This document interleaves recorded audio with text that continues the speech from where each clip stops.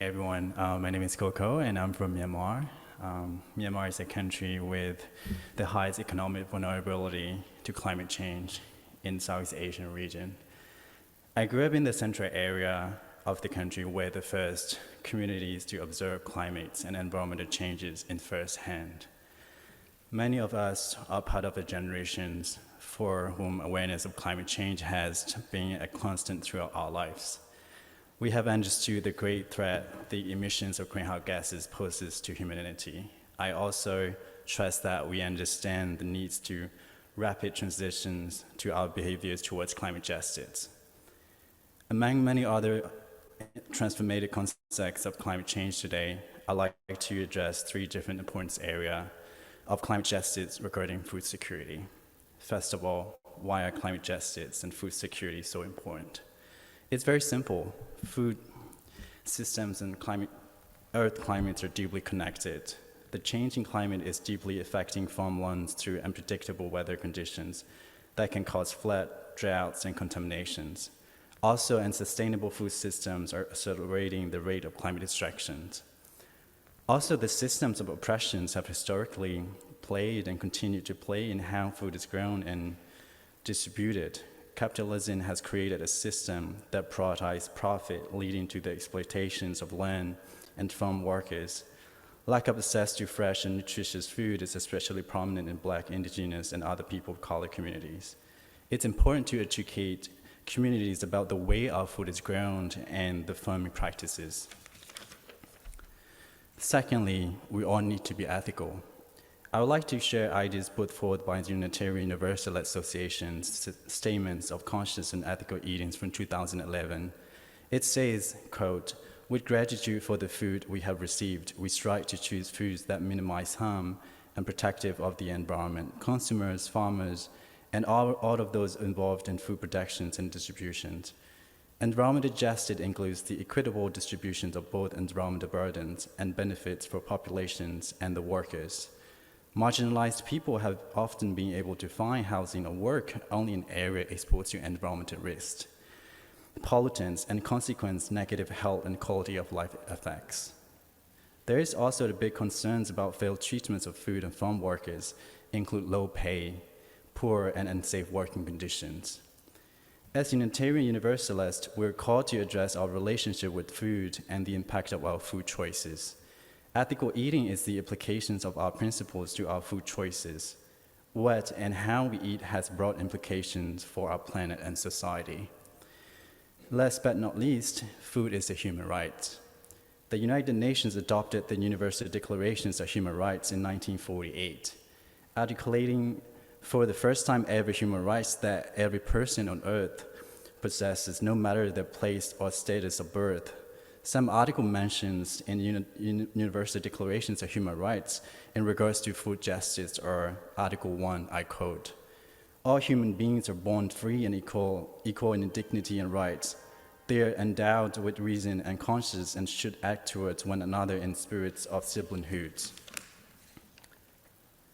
In reality, Article 1 is being violated.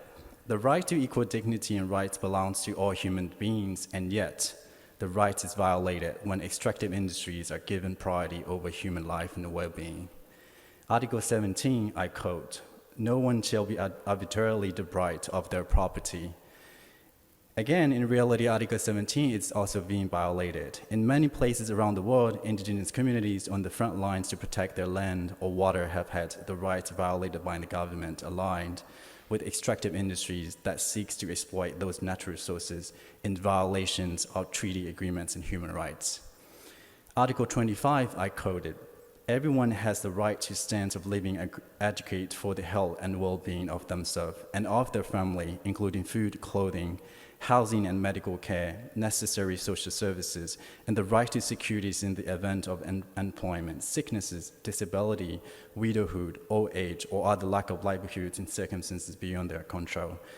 Again, in reality, Article 25 is also being violated. Food and the climate crisis prevent many communities access to adequate food that promotes health and well-being.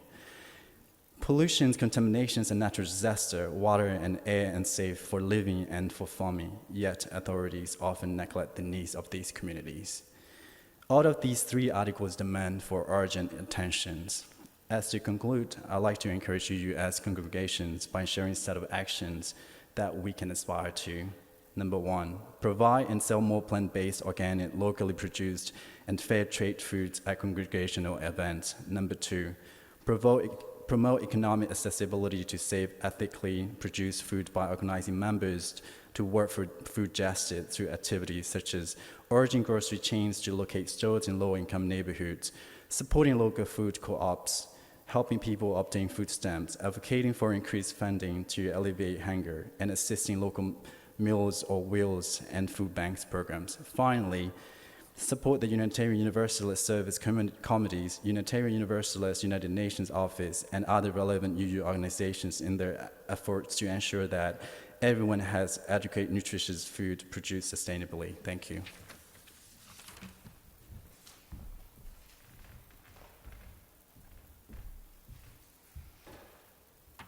Good morning. Last time I was here, I talked about how when we were kids, we played cowboys and Indians.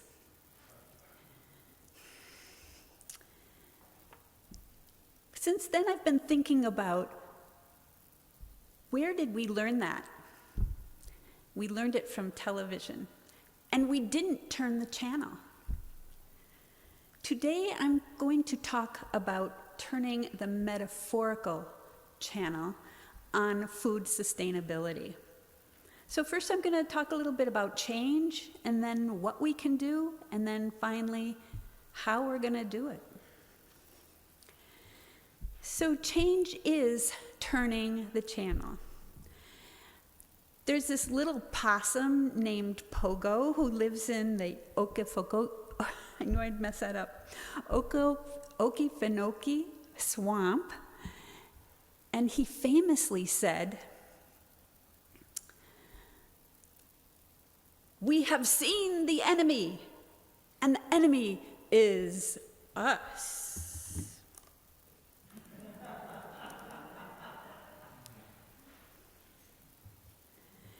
What if we could change that? But change is hard. Think of the camp counselor that gathered all the all the campers and said, "Yes, we're going to have change today." And all the campers are like, "Oh, no, we don't want." But wait, the counselor said, "We're going to change underwear." And everybody was cheering yes, because it had been a week. Yay, we're going to change. And then the counselor said, "Bill, you change with Roland. Roland, you change with Buddy. Buddy, you change."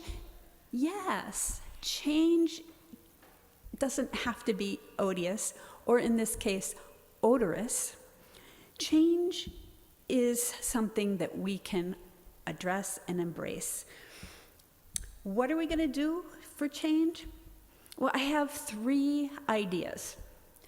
Coco already talked about ethical eating. One thing about the UU Statement of Conscience on ethical eating that struck me were the ideas of gratitude, miracle of life, and minimizing harm. Drawdown tells us that, with their research, tells us that ethical eating, or eating a more plant-based diet, is in the top 5 solutions for global warming. Unless you are a vegan, all of us could do more to adopt a plant-based diet. The second thing I want to talk about is the action is to buy locally. I have a confession. I have been having this affair with cheese. I love this cheese, but it's imported. So it comes across the ocean and it's animal-based.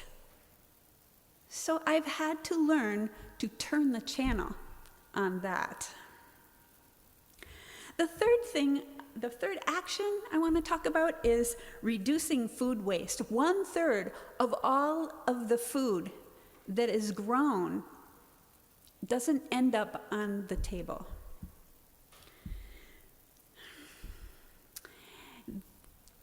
Think of the waste that goes into the seeds, the water, the soil, the labor, the fertilizer.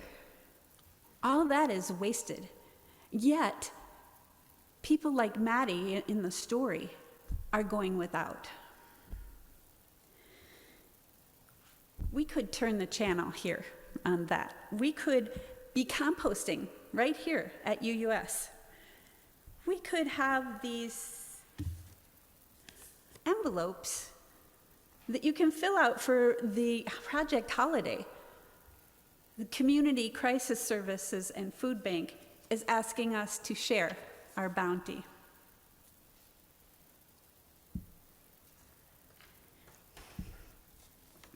I want to talk about reverence, but first, a little bit about sacrifice.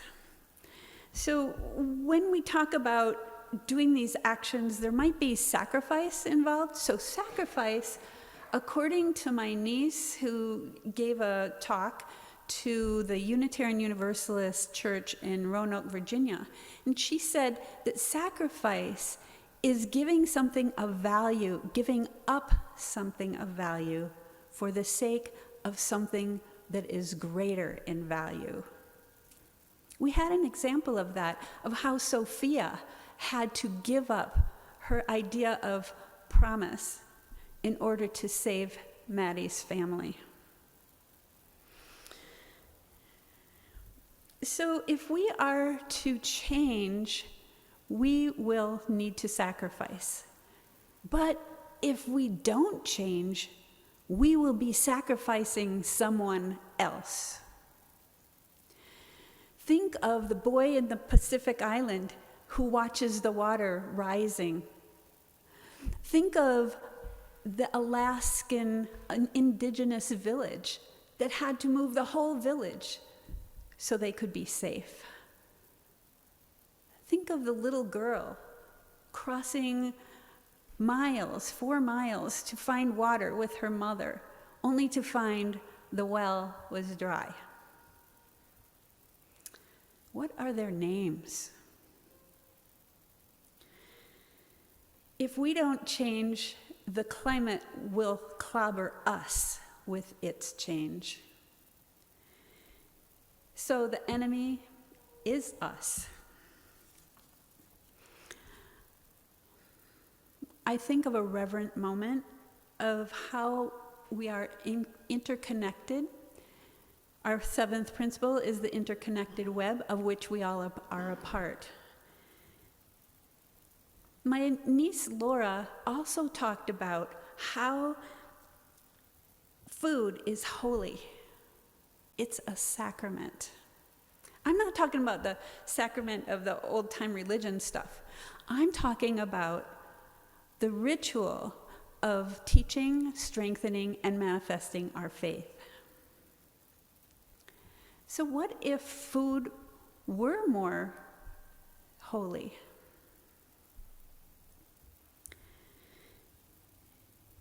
We built this sacred place with gigantic windows. And if a deer walked over there right now, everybody would be looking out there. That's reverence for nature.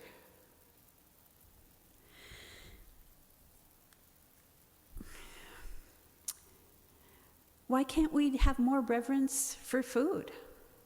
Why can't we do more things to be sustainable and even equitable? What if we considered our journey with food as a sacrament, as holy? What if we considered our journey with food as something that would teach us, strengthen us, and encourage our faith? What if we turned the channel? What if?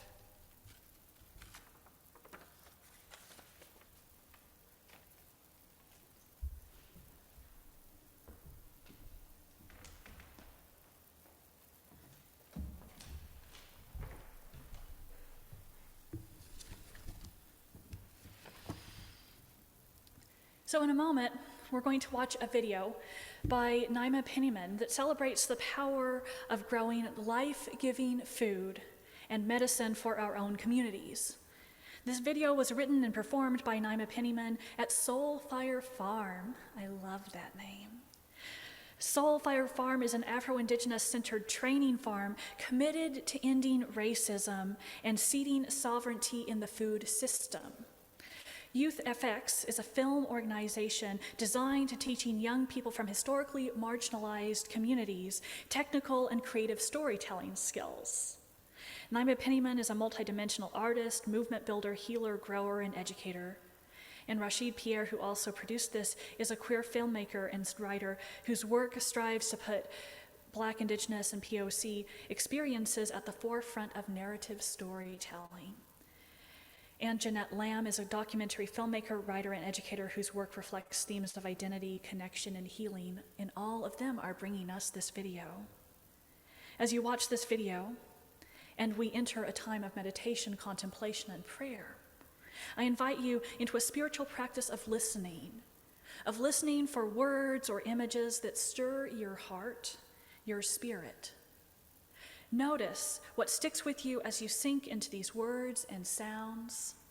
And then, as Xinghui plays following the video, I invite you to notice how the words and sounds and images that stick with you are stirring your heart, your mind, your spirit in this journey for food equity.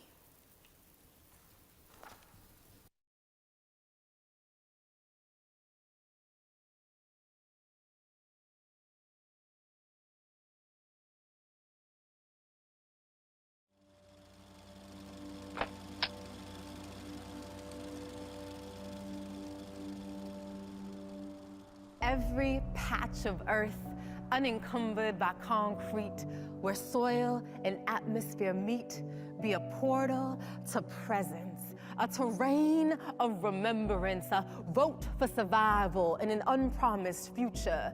These gardens are blueprints of interdependent destiny, intergenerational memory, saving seeds for food as remedy.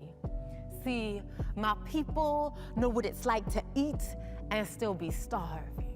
So we turn it hardship into harvest, lawns and schoolyards into gardens, homegrown bounty in our palms. We come from soil and stardust, and so we conjure. Giving props to the magicians who grow provisions for our kitchens, we smuggle spinach into prisons, transform the places that we live in. Trade psychosis for symbiosis and stay focused. We sprout sunflowers that tower on neighborhood blocks, harvest raindrops on rooftops that water our crops, propagate plant medicine for the metropolis, guarding our plots, because our gardens are not for profit or loss. Cross-pollinate the promise, fam. We got this. Take a deep breath. Restore calmness. With lemon balm bounty in our palms, hot peppers in our pockets, black-eyed peas spiraling up Lenape blue corn stalks with buttercup squash carpets, three sisters symbiotic, talking stories of solidarity on native territory. Migratory monarchs transcend borders, morning glories ascend fences. Pay attention to the lessons Mother Nature keeps expressing, how to multiply our blessings. For justice and sustenance amid glaring disparity, every seed saved will set us free. In an age of opulence and scarcity, every seed saved will set us free. In a time of intensifying violence and climate calamity, every seed saved will set us free. Hold on tight to the source. We have all that we need.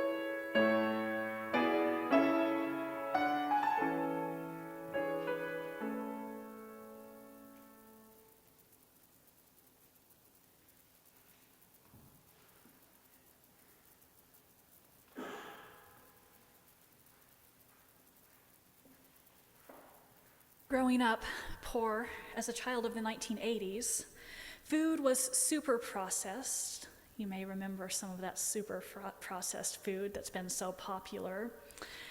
And I often had very little idea of where it came from.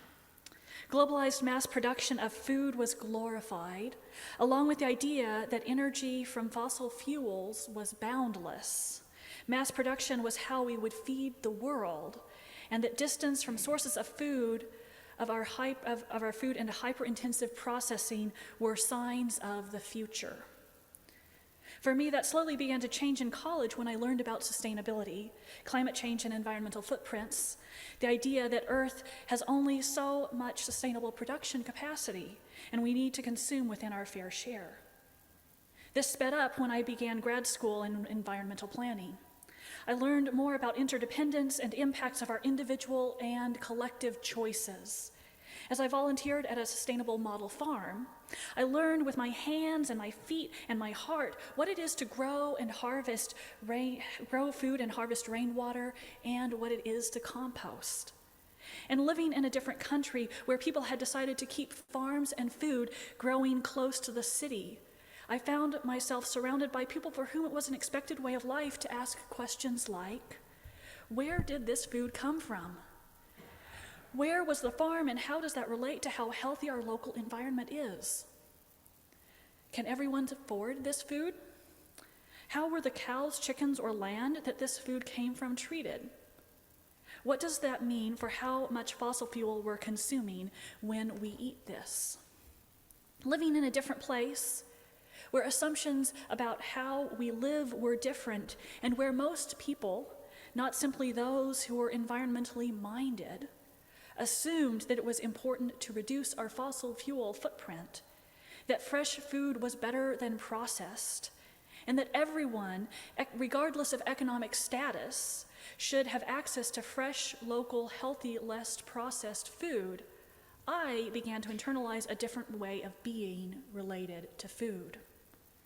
What's more, I started to experience how a different way of being tied me more closely to land and to people, how it deepened my understanding of interdependence. Over the past 20 years, this journey has continued for me. Growing my own food has taught me much about ecology that I'd previously only learned in textbooks, even as it also fed my spirit.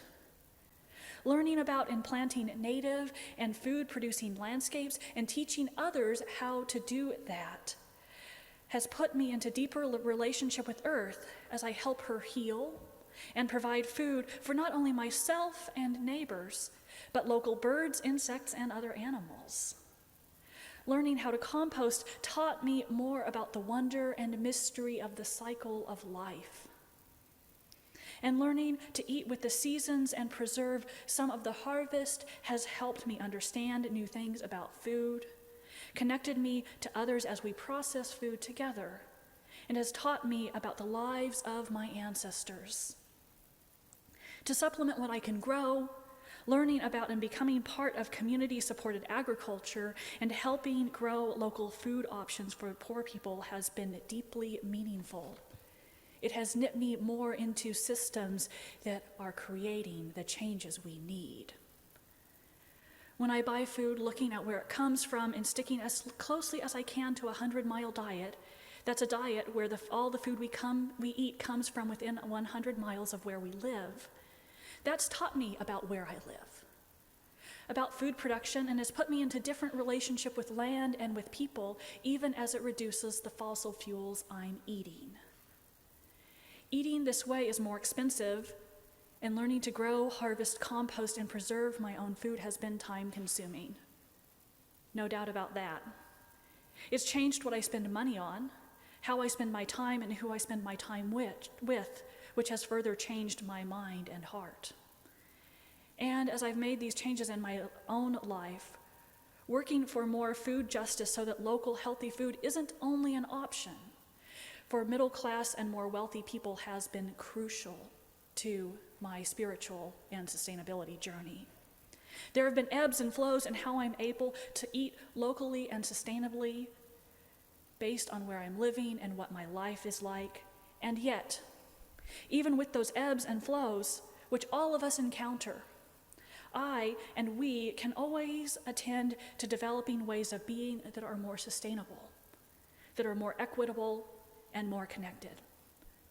Coco and Sally and I have given us some ideas of things we can do. Engaging with food equity and sustainability brings many gifts to our lives and to our communities. And so, as this congregation connects with ourselves, with each other, and with the wider community, and as we discern how UUS's buildings and grounds can be places that connect us with the wider community through programming, let's engage with food equity and sustainability in our own lives and as a community. So may it be. Blessed be. Amen. Jim?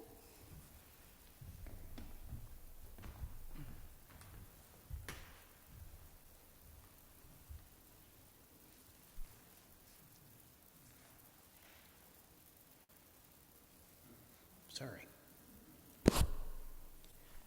How we give and what we do with our lives, our time, and our resources is a reflection of our values. In response to the abundance we are blessed with, every week this congregation donates generously to organizations in the community whose work aligns with our values and principles. Our community partner agency this month is the Iowa City Free Dental Clinic. The Free Dental Clinic's mission is to provide the widest access to dental services possible to people in the Iowa City and surrounding community who would not otherwise have access to care. Volunteer dentists, dental students, dental hygienists, and dental hygiene students provide services to hundreds of patients each year, many of whom are children. Provided care includes cleanings, cavity fillings, tooth extractions, x-rays, and cleaning. On the screen, you will see instructions for how to give online, or you may take this time to write a check and address an envelope to UUS to put in the mail. If you're attending this service here in the sanctuary, you can give online, or there is a basket for checks in the atrium. The usher can help you find it after the service. You may assist our community partner, contribute to our congregation, to contribute to the congregation to provide additional support for our operating expenses, or contribute towards your pledge to our society. The offering is a sign of commitment to this free congregation, which is completely supported by the voluntary generosity of those who join with us. As we give and receive the offering, may we be transformed by our giving, and may the world be transformed by our gifts.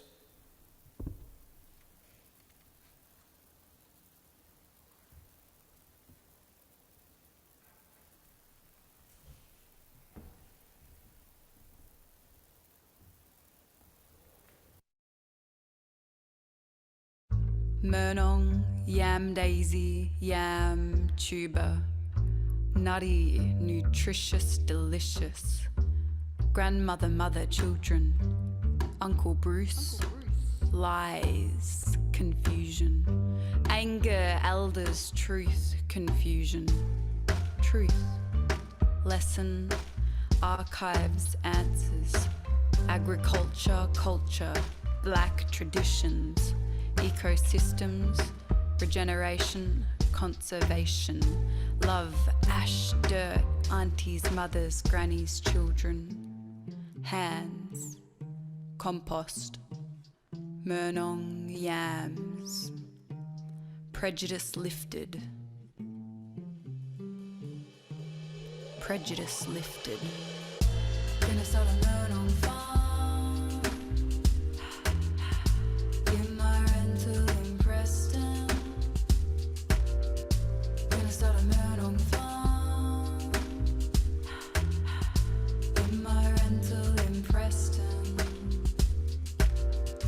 Get your sheep off the soil that I aired with my hands for more than 2,000 generations. I am sovereign, I'm free, unbound myself of Western mental shackles, machine-type mental slavery. But you see, I'm not free. Not until I'm with my land. Gonna start a learn on farm.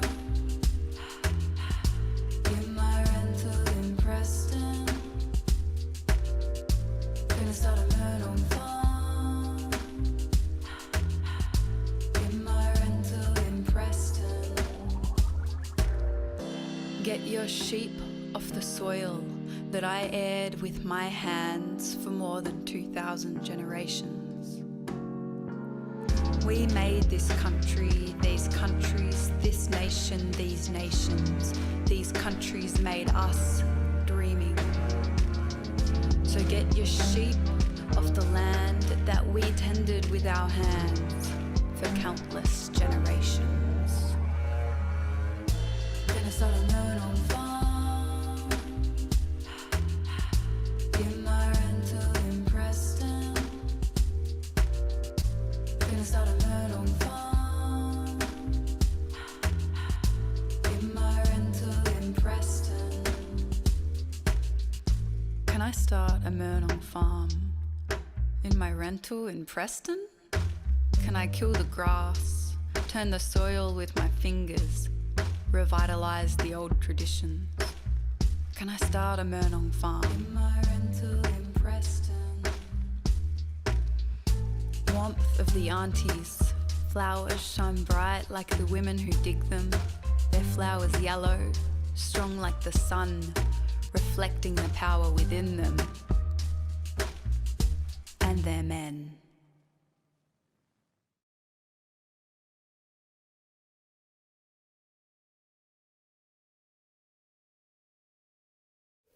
May what has been shared today help us more fully affirm our interconnection and live into love and justice.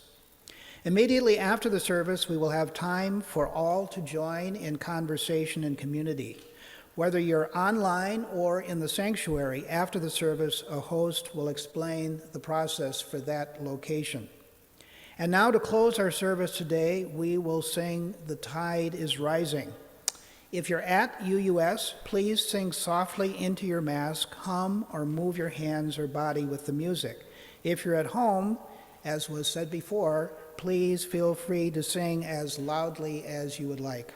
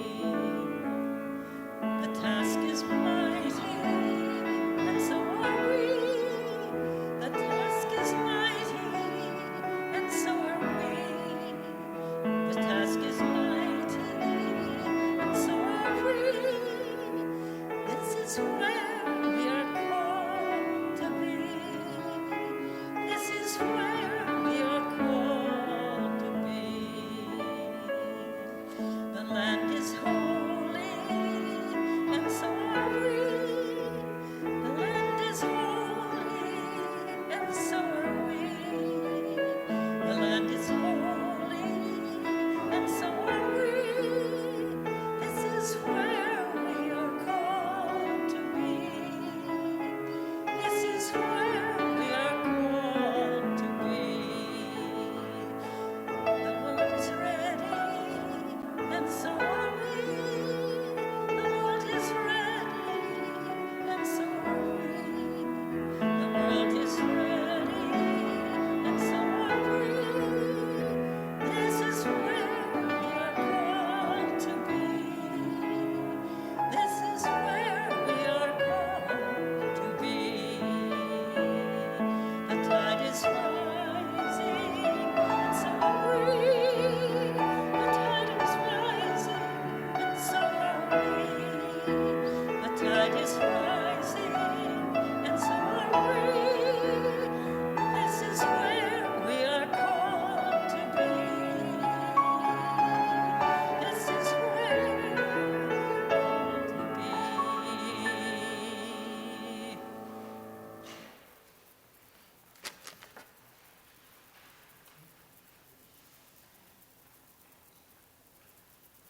Please join me in the words for extinguishing the chalice. We extinguish this flame, but not the light of truth, the warmth of community, or the fire of commitment. All these we carry in our hearts and in our minds until we are together again.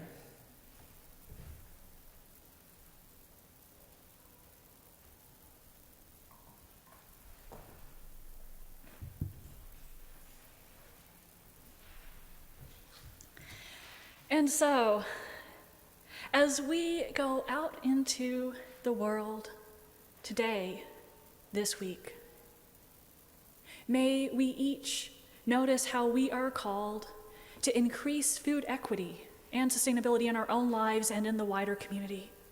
And may we remember that the land is holy, the task is mighty, the tide is rising, but the world is ready, and so are we. Go in peace, love, and justice, living love ever more fully and fiercely into the world, today and all days. Amen, and blessed be.